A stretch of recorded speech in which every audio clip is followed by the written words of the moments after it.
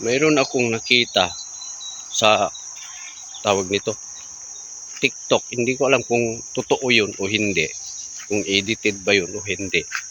Kayo na lang pong bahalang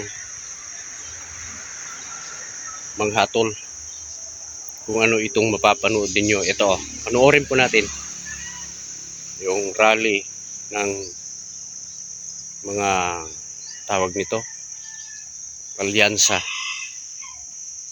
Hindi ko alam kung saan yan sila nagrally. Ito. So Senator Ping, bad timing ho ba itong nangyayari rin po dahil eleksyon? Ito ho ba ay nakikita ninyo makakasama lalo na po sa administration na kandidato na which you belong to? Would this have been better if it happened non-election, non-campaign period? And or do you think naman this is going to be kumbaga mas makakabuti po para sa administrasyon? Sa mga feedback na natatanggap namin galing sa mga, especially sa mga local officials, especially doon sa party ng Mindanao at saka some parts of the Visayas, medyo may epekto daw sa mga administration candidates. May backlash, ika nga. So yun ang natatanggap naming feedback. Hindi pa namin ito nababalidate sa ground.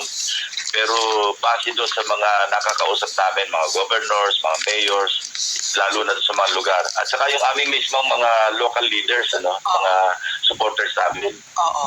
Ang advice nga nila, kung pwede, wag na mag-express ng opinion. Pero alam mo naman, mahirap naman para sa amin. Pag tulad kayo, tinatanong niyo ako, alam nga naman, puro no comment marinig niyo sa akin. Unang-una, hindi naman talaga ako gano'n, na hanggang abot ng aking kakayahan, kung kaya ko i-express yung aking opinion, i-express ko. So, yun, meron talaga epekto. Kung yun ang pag-uusapan. Labing dalawa! Labing dalawa!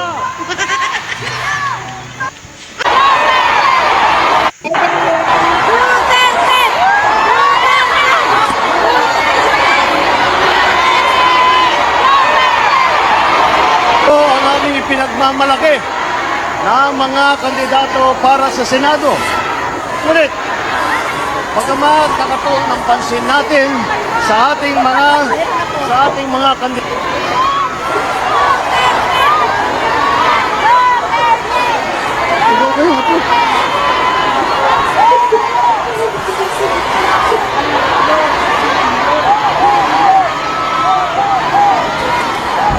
Parang mahirap makapaniwala na nandito na naman tayo sa kampanya. Napakabilis ng panahon. Napakabilis ng... Paano ba natin malalaman kung sino ang nagsasalita ng mga totoo? Kung sino-sino yung mga nagpapakalat ng fake news? Sino-sino ang mga ulo? Yung talagang ulo ng kasinungalingan. Lalo ngayon, sa panahong ito, may mga kumakalat na issue patungkol sa ating First Lady. Sinabi ng Malacanang, kasama ng First Family ang First Lady. Kasi mayroong nag-post daw siya. Yung picture na yan. Ayan. Ang daming nagsasabing edited lang daw yan. Ang daming nagsasabi. Hindi na natin malalaman kung sino ang paniniwalaan. Yung administrasyon, yung TV, yung naririnig sa radyo, o nasa social media. Napakahirap na ng kuwan ngayon sa social media. May mga ginawang may iniutos ang Malacanang. Ito, pakinggan natin, panoorin. Mayroon silang iniutos para sa mga nagpapakalat ng fake news. Inumpisahan na ngayon sa Kongreso, sa TRICOM. Ito. Bago. Simula nang hindi naging maayos ang pagtingin ni VP Sara sa pamilya Marcos, nag-start na po ang fake news. Pinuweltahan ng palasyo ang mga nagkakalat ng fake news kaugnay sa litrato ni First Lady Liza Araneta Marcos. Biyernes nang ilabas sa social media ng First Lady ang larawan niya habang nakikipagpulong kasama ang Asian Cultural Council sa palasyo. Pero ang ilang netizen nagdududa raw kung totoo ba ang litrato na mukha daw edited. Bumuelta naman ang palasyo kung sino pa raw ang wala sa meeting ay sila pa raw ang nagpaparunong. Kaya hamon nila sa mga vlogger na nagsasabing peke ang litrato, bakit hindi na lamang daw sila maglabas ng pruweba. Una nang iginiit ng Malacanang na nasa Pilipinas ang First Lady sa kabila po ng balibalitang wala ito sa bansa. Para mapahinto na ang talamak na fake news online, nagpahayag din ang suporta ang palasyo sa pagbalangkas ng batas na magre-regulate sa social media para malabanan at pakasuhan ang mga nagkakalat ng maling impormasyon. Mga ganyan po kasi hindi masyado pinapansin. Basta ang bilin lang po sa amin ay kay Sec J ay masasagot po namin hanggat makakaya po namin sagutin Ayan. yung mga fake news na ito ay sasagutin po namin. At sa aking pagkakaalam po ay pati po ang NBI ay kumikita ayan. rin po para po makita, malaman. Yung kung sino ang pinanood gumagawa ninyong ng mga yan ay galing sa TV. Nirecord ko lang. Kaya mag-ingat po tayo. Patatawag ka na ba naman sa TRICOM? Kung sino-sino na talaga sinisiraan itong si Epifanio Labrador. Kung tanongin ninyo ako kung sino talaga ang ulo ng fake news, sasabihin ko iyan, si Labrador. Napakasinungaling talaga, chismoso, marites. Paano kaya natatanggap ng kanyang mga subscriber, mga followers, yung ganyang mga pinagsasabi niya na walang saysay. Yung mga pinagkukwento niya, pinagdadaldal niya para sa mga nakakapanood sa kanya. Isipin ba naman ninyo na yung Senador Amy Marcos, sabihin niya na hindi siya kapatid ni President Bongbong Marcos? Naku po, Diyos ko, delikado ka. Anong gusto mong sabihin? Ibig mong sabihin ba? Sabihin mo na. Ang ama niya ay ayon kay Epifanio Labrador, ang ama daw niyan ay si Lacson, si Arsenio Lacson, dating mayor ng Maynila. Na itong pag-aresto o ginagawa ng ating Pangulo ay mali at hindi legal. No? Gusto niyang ipamukha sa mga Pilipino na ang administrasyong Marcos ay hindi maganda. Alam niyo, sa totoo lang, ewan ko ba kung paano naging kapatid ng ating mahal na Pangulo ito pong si Amy Marcos. Na kung tutusin, hindi naman po talaga ito Marcos. No? Dahil tulad nga po ng sinabi ko, anak po talaga ito ni Lacson, ni Mayor Lacson ng Maynila. Ngayon, mga minamahal ko mga kababayan, sabihin na lang natin hindi sila totoong magkapatid. Kaya ganun talaga si Amy Marcos. Naku po, lata. Delikado ka kay dating First Lady Imelda Marcos. Sigurado ipapatawag ka niyan. Hindi ka na nahiya, hindi ka natakot. Grabe ka magmarites. Hindi lang Iglesia ni Cristo ang sinisiraan mo. Senador na mismo yon, senadora. Ginagawa lang niya yung trabaho niya. Siya ang nanguna sa pag-iimbestiga doon sa pagkakahuli. Pagdala kay dating Presidente Rodrigo Duterte na dinala sa ICC. Tapos ngayon kung ano-ano na ang mga isyong pinalalabas mo patungkol sa kanya. Sus, Ginoo ko. Itong si Labrador, ubod ng kasinungalingan yan. Fake news, kaya dapat lang na ipatawag ka na sa TRICOM. Isipin pa naman ninyo, ang Iglesia ni Cristo daw ay ngayong eleksyong ito magkakaroon na naman daw ng bilyon-bilyon na pera na gagamitin para ipagpatayo ng mga gusaling sambahan. Epipanyo Labrador. Para sabihin ko sa iyo, trabahador ako, construction worker ako sa Iglesia ni Cristo 1993 hanggang ngayon. Linggo-linggo may mga natatapos na kapilya kahit walang politiko. Hindi kami humihingi ng pera sa mga politiko kahit 5. Yan ang tandaan mo. Patutunayan ko yan sa iyo. Hindi lamang dito sa Dako po, mayroong mga itinatayong mga kapilya. Diyan sa kinalalagyan mong lugar ngayon, mayroong mga kapilya dyan na ginagawa. Linggo-linggo, buwan-buwan, taon-taon, may mga pinapatayong mga gusaling sambahan ng Iglesia ni Cristo. Halos na puntahan ko na ng buong Pilipinas. Dinadala ko ng pamamahala, doon ka, sasabihin sa akin, doon ka. Tutulungan mo yung mga nandun na grupo na gumagawa ng kapilya. Sa loob ng isang taon, 2 beses akong nakakagawa ng kapilya. Napakasinungaling mo talaga, ubod ka ng kasinungalingan. Sasabihin mo ba namang, ito panoorin po natin yung sinabi niyang kabulastugan niya, Pero kabalbalan hindi niya. na tayo magtataka dyan mga minamahal ko mga kababayan dahil talagang noon pa man, ginagamit na at sinasamantala ng Iglesia ni Manalo yung panahon ng eleksyon para magkapera nga naman sila ng bilyon-bilyon.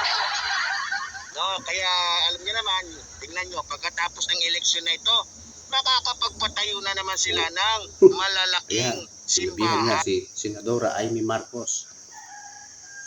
Na itong pag-aresto o ginagawa ng Panuorin ninyo itong mga subscriber niya, mga followers niya, kung ano ang pinagdadaldal niya na fake news.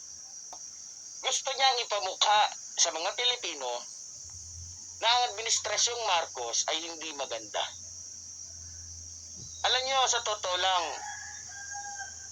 ewan ko ba kung paano naging kapatid ng ating mahal na Pangulo. Ito pong Yari ka ngayon. Si Ito Amy pa isa yung Marcos. ginawa niya sa na Iglesia kung ni Cristo. tutusin, hindi Pinagbintangan niya. Hindi lang yan ang pagbibintang niya ngayon. Napakarami na. Mula noong natapos ang rally hanggang ngayon patuloy siyang naninira sa loob ng Iglesia ni Cristo. Ito. kabayan dahil talagang noon pa man, ginagamit na at sinasamantala ng Iglesia ni Manalo yung panahon ng eleksyon para magkapera nga naman sila ng bilyon-bilyon. Kaya alam niyo naman, tingnan nyo, pagkatapos ng eleksyon na ito, makakapagpatayo na naman sila ng malalaking simbahan na kung saan yung perang yan ay mula po sa pinagsanib na abuloy ng mga membro ni Kibuloy na tuloy, ni Eduardo Manalo at ng mga politikong nagbigay sa kanila. Napaka-sinungaling mo talaga. Marami kang mga kasinungalingan. Hindi naman totoo yung mga pinagsasabi mo. Wala kang batayan. Puro ka fake news. Kaya ikaw, Epipanyo Labrador, ihanda mo na yung sarili mo. Sigurado ipatatawag ka sa TRICOM. Hindi lang ang TRICOM magtatanong sa iyo. Tatanungin ka ng katakot-takot na tanong doon. Pati si Senadora Amy Marcos. Sigurado yan. Dahil sa iyong mga fake news na pinagkakalat.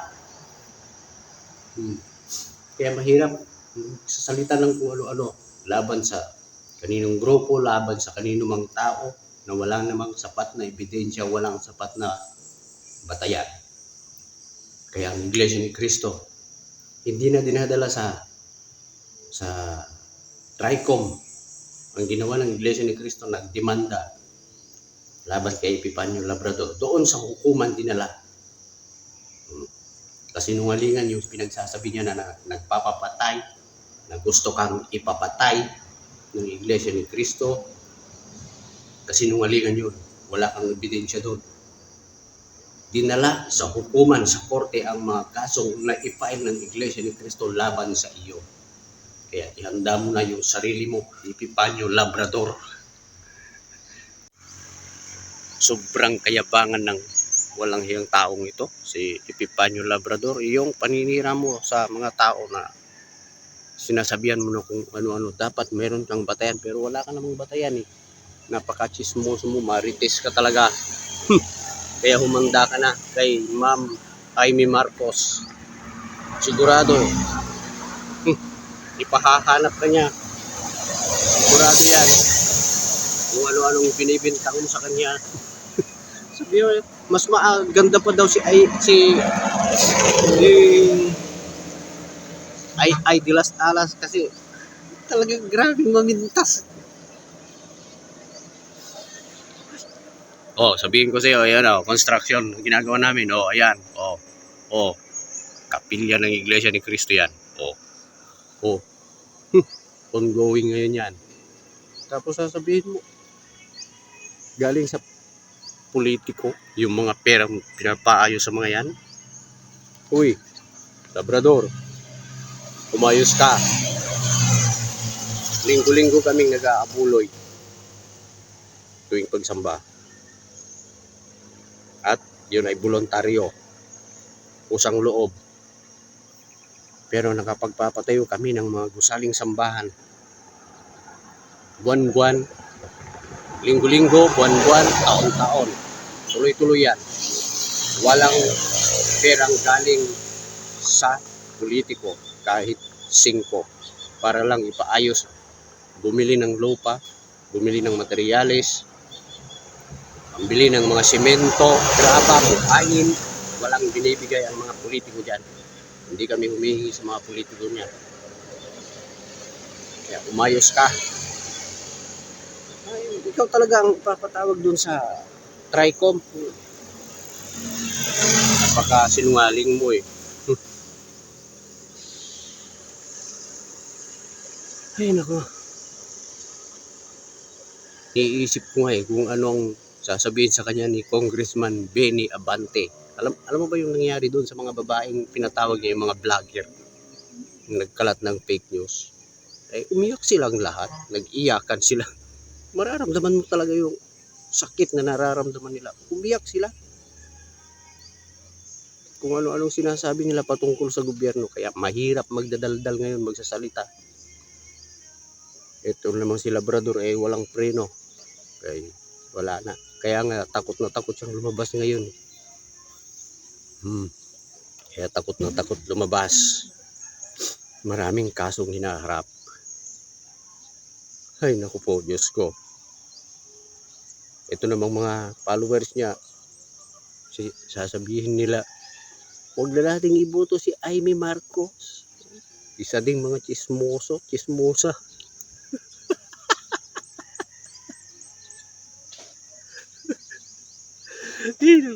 Ikaw, Epipanyo Labrador, huwag ka nang mag-ingat.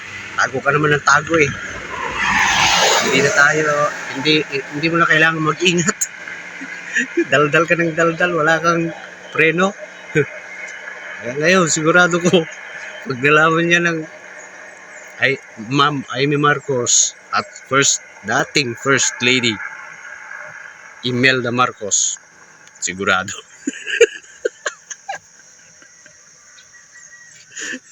Napaka-chismoso ng taong yan. Grabe manira.